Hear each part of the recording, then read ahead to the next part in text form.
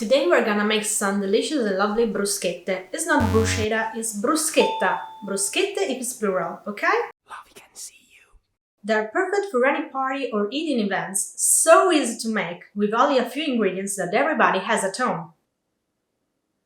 Today we're making the classic one, and a couple of new ideas to add some flavor to your aperitivo.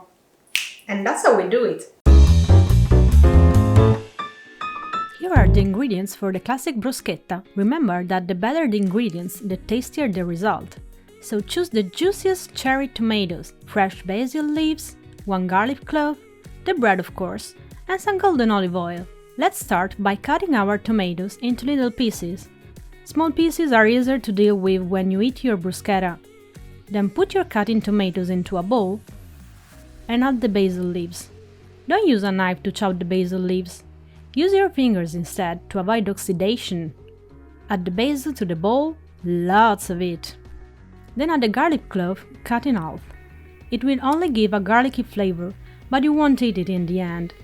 Otherwise, you can use a garlic grater if you really like garlic and bad breath. Salt and pepper to taste. Pour a generous drizzle of olive oil and mix everything up. Beautiful smell, it's like summer in a plate. Then let marinate while you prepare the bread. Now it's time to get some bread slices. Cut the bread into 1-inch wide slices. No need to say, but use a serrated bread knife for perfect slices. Drizzle a spoon of olive oil on each slice and then put them on a hot grill pan. Let them toast until you get some lovely grilled marks.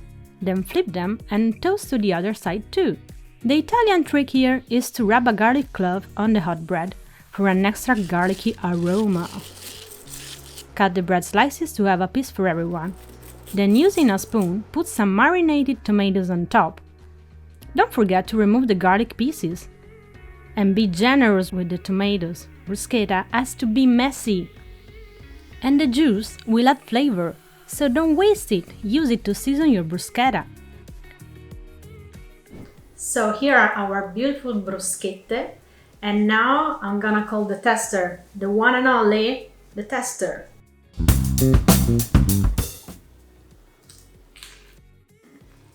So messy.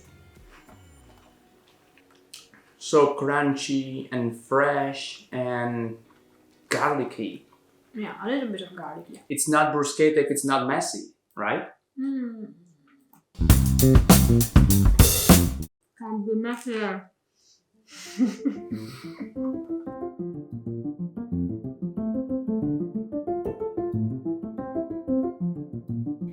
We had some more bread, so we made 2 easy and tasty bruschetta variations. The first one is vegetarian, with cream cheese mixed with basil leaves, salt and pepper to taste, and our beloved Parmigiano cheese. Mix everything until smooth, and then spread the cream on some hot bread slices. Top it with some roasted tomatoes that we baked in oven with a pinch of salt and sugar for 20 minutes at 200 degrees Celsius. Parmigiano and tomatoes are pure umami flavor. The second variation is my favorite. Top bread slices with stracciatella, a type of stretch carved fresh cheese that is very creamy and delicate. Add a sprinkle of pepper and eventually add some soft paper-thin slices of prosciutto crudo.